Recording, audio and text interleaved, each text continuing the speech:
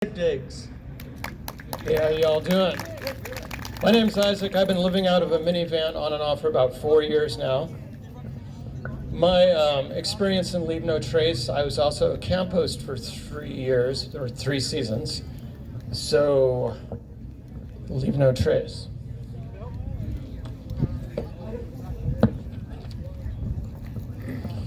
Now, you might think of Leave No Trace and think it's like some soft focus, overly earnest phrase dreamed up by hippies smoking the devil's lettuce. But I'm here to tell you that Leave No Trace is also for red-blooded Americans racing around in their $75,000 Costco cowboy trucks. Leave No Trace, there are 7 parts, tenets, whatever you want to call it. So let's get into it. Leave no trace. Step number 1, plan ahead and prepare. No area regulations. Now this is a big one because during fire season, I know a lot of y'all probably like to have fires, so a lot of places, they won't let you have a fire in the high season. So you probably want to contact them ahead, go on their website, USFS, United States Forest Service, or BLM, and make sure you can have a fire. Prepare for weather emergencies. I know a lot of you have been watching Bear Grylls and you've been dying for the opportunity to rip down a bunch of tree branches and create your own emergency lean-to. Sorry, that is verboten. Take a tarp, extra tarp. You never know when the rain's going to come up. Watch the weather. If you're primitive camping, you will not have a porta potty or a vault toilet, so be prepared for that. Bring a little trowel and please bury your excrement. And I'll go more into that later because everyone likes talking about excrement. Repackage your food to minimize waste. And visit in smaller groups because you're going to do a lot less damage if you have 5 people instead of 20. On one of my Facebook groups I'm on, someone complained a few days ago because they felt they're being lectured to about their dog. Now, I'm as guilty as anyone else of violating the whole Leave No Trace thing, which I'll also go into. There's some things I feel strongly about, but this is more just kind of like, I don't know, just basic information. Are we having fun yet? 9 innings of fun. Okay. Number 2, travel and camp on durable surfaces. Stay on the trail. I know culturally we like to blaze our own trails, but that causes environmental damage, so please stay on the trail. Use established campsites wherever possible. In my traveling, I always have the credo, if there's a fire pit, it's probably legit. Oh, and now the fun one. Dispose of waste properly. Pack in and pack out. No burning trash. I know we all want to release our inner hillbilly and burn our trash. As a camp host, every Sunday, I would go through and clean out fire pits. Every Sunday, and the fire pits would be full of charred aluminum cans. And I was wondering, I would always wonder, what were these people thinking? Do they think that aluminum burns? Didn't matter if they were within sight of a dumpster, they'd still do it. So, bring an extra plastic garbage bag. That's part of the plan ahead and prepare part, I guess. Bring an extra garbage can for your numerous beer cans.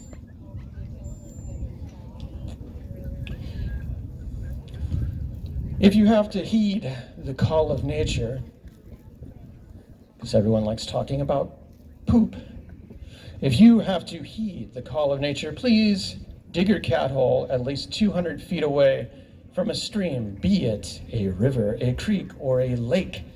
Dig it 6 to 8 inches deep. You can put your toilet paper in there, just make sure it's packed. Okay, this is a little TMI, but you make sure it's packed in well, pack the dirt on top, and put rocks on top. Side note, also related, if you're out hiking east of High Jolly and you find a really pretty secluded place and there's all these piles of 3 little rocks, you don't want to go digging there. Same thing with doing dishes. 200 feet from a stream, be it a creek, river, or a lake, and use biodegradable soap. I got a hold of some Dr. Bronner's. The lavender stuff in it is awesome. Thing is too, is it's actually very cost effective because it is extremely concentrated.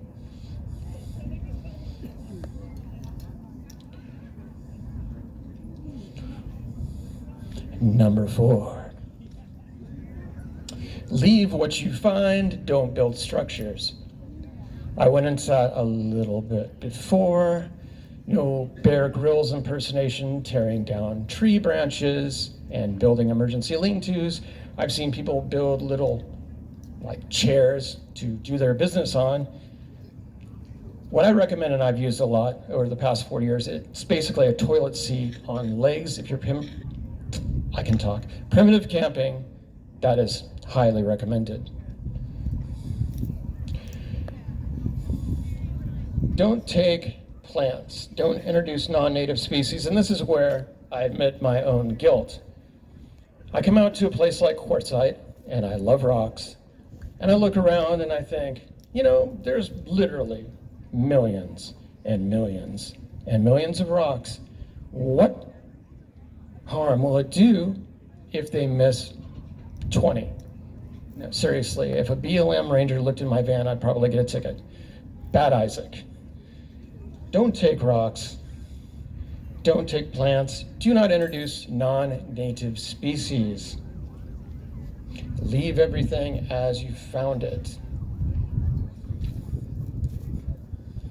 Oh, that wind feels good right now. Number 5, and the one, are there any camp hosts out there? Anyone who's been a camp host? This is the one where I feel free to lecture, because this is not just a nuisance. It's not just grotesque like trash. This is literally a safety thing. Number 5, leave no trace. Number 5 with a bullet. Minimize campfire damage. I don't understand the need to build a campfire that is so big you can see it from space.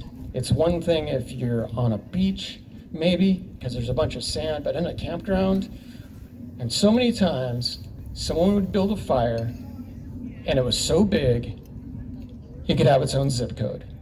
I'm not sure what people are thinking when they do that.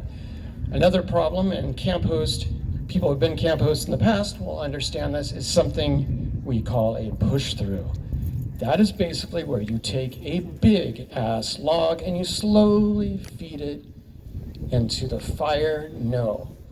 Anything that goes out of your camp ring, your fire ring, that is not good because it can transmit out, and I've seen that before. For some reason, when it's even windier than this, it's like 20-mile-an-hour gusts, people insist on having a fire and having it like a couple of feet at least outside of their fire ring. So I have seen all sorts of things, blowing horizontally, lighting chairs on fire. I'm not sure why people do this. Another thing too, when you leave the campground, make sure your fire is dead.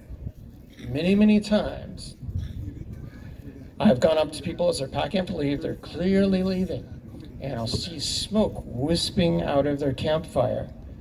And I will say in my polite camp host voice, hey guys, if you're leaving, we ask you to please extinguish your fire. And they would say to me, they'd first look at me like a deer caught in the headlights, and they'd say, but it's out. And I'd point to their fire and I'd say, would you let your child put their hand in that? No, what are you, some kind of monster or something? If you would not let your child put their hand in that fire pit, your fire is live. You need to turn it over. You need to douse it. You need to make sure it's clean, completely dead. And anyone who is thinking of being a camp host, this is probably the number one thing you have to watch for, because people are absolutely terrible about it. Every Sunday or Monday, when everyone would stream out of the party, out of the campground, what I stole this from Amazon, taillight party, when everyone leaves is best time of the week. And I'd go around and I'd find, at least in the 3 seasons I've done this, there's not been a weekend where I didn't find at least one fire that was left behind. So that is a big one. Because, like I said, it's not just a nuisance, it's not just grotesque, like people leaving their trash behind. It is literally dangerous. I've never had to evacuate a campground. I honestly am pretty freaking surprised I never have. Number 6, respect wildlife. It seems like during the high season, every week, there's a story about someone at Yellowstone, and they go up to a bison to take a selfie, and they wonder why they get gored. I want to take a picture of the cow with the big fluffy head. I want to do a selfie. No. It is a wild freaking animal. It does not want to be your Facebook friend. Respect the wildlife. Don't follow. Observe from a distance. Control your pets. Do not feed. And this is where I have to implicate myself. 3 years ago, I was out and I found this beautiful secluded spot on the east side of the Sierras. And I saw these ravens, and I love ravens and crows. So I had some French fries left, so I left them out for the raven circling. I went on my walk and I come back and I see the raven flying away with French fries, and I felt kind of an elation. It's like I just made a connection with this raven. No, bad, Izaak. All I did was introduce that raven to trans fats. That raven is probably living in Needles right now, eating corn dogs and smoking Marlboro Reds. So do not feed the animals. Make sure your food is bear-proof if you're in bear country. I don't know everything about that, so that's definitely something you want to check. That's usually USFS, I think, United States Forest Service. Avoid mating season. Do not interrupt the wildlife when they are shooting their OnlyFans videos. Number 7, another important one. Be considerate of others.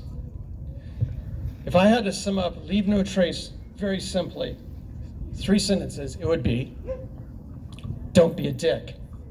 Be respectful. Appreciate and be grateful for what you have. And lots of times, you camp hosts will see it when you go in next season, and the people who have been camp hosts have probably experienced this a lot. People are not very considerate. They come out and they bring their city ways, no better way of putting it. Every weekend, I would have these people in their $75,000 Costco cowboy trucks storming through the campground, blaring the latest Billy Bob belt buckle song. And I'm not just attacking people who like country music, it was all sorts of music. I just like alliteration. You'll experience this a lot. Another thing you will experience too, people who want to be a camp host, it's an awesome job. You live out in nature. You have a space for your rig. It's a good deal. But I'm going to be real with you because I'm not an influencer. I try and be honest about things, dangerously honest maybe. You're going to be babysitting drunks. That's just the way it is. So gird your loins for that. And also for the fact that people don't actually like to get away from things. They like to bring everything out with them. For the weekend, people would be coming out with their 35-foot Class A for the weekend with the 10 slide outs, TV on the side, and many times it'd be like a beautiful night. It sounds like they're coming for me finally. It'd be a beautiful night, moon reflecting off the lake, just picture perfect, cottontails running through the grass, and they'd be watching a movie on the side of their trailer. This is all tying in. This is all part of being considerate to others. I'm not completely diverging as I tend to do. Another thing you will experience are people I have come to call Chardonnay jackals. When I was a camp host the last 2 seasons, I was kind of a cross between a camp host and a security guard. So I was the guy who would come around at 10:15 and wreck your fun. And of course, most people are considerate. In fact, I had a lot of people who call me at literally like 10:02, are you enforcing quiet time? And the Chardonnay jackals would be at it. And every time, every weekend, I'd have to go out there. And we're not supposed to be direct because it's a customer service job. So it'd have to be more general. It's like, again, I'd have to use my camp host voice. Hey guys, I'm just going around reminding everyone that it's 11 o'clock right now. We're about an hour in a quiet time. Without fail, the response would be, are we being loud? I don't think we're allowed to talk. No, you're just being inconsiderate. Think about it. An important thing is keep your dog on a leash. And I know a lot of people don't want to do this. I know a lot of people trust their dog to do the right thing, but then the bigger dog comes out and kills it. I cannot stress this enough. I have seen this. It is gruesome. You don't ever want to bring that grief upon yourself, where you're carrying your bloody dog and putting it in the trunk of your car. So, keep your dog on a leash.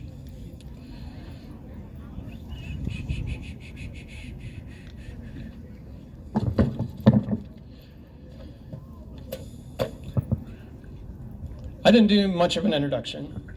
So I have an Instagram if you ever want to check out my wonderful pictures of the desert. It's ID, Izaak Diggs, TAO, The American Outback, which is these 3 books I've written.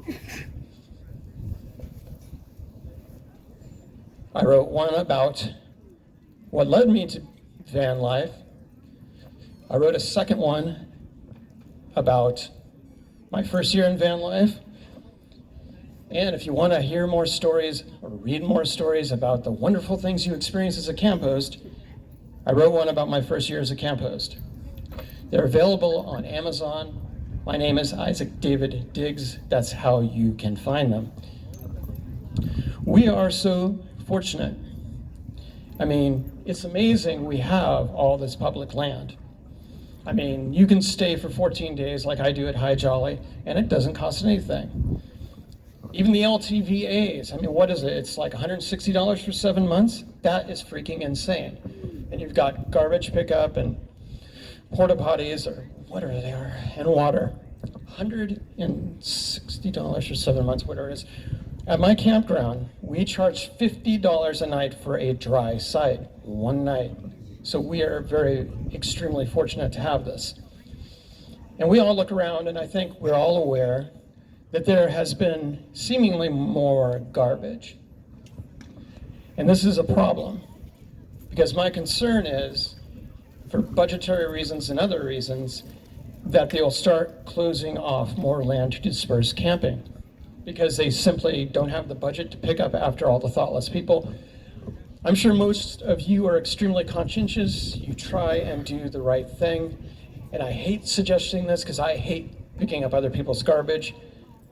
But it's probably come to the point where we're going to have to do that a little bit. But if each of us does a little bit, even picking up Shutter diapers, well, get a trash grabber. Don't do that with your bare hands, of course. It's just my concern that we're going to lose more and more public space because this is getting to be a bigger and bigger problem. It's like I said, if I had to sum this up in 3 sentences, it would be, don't be a dick, be respectful, be grateful and appreciative for what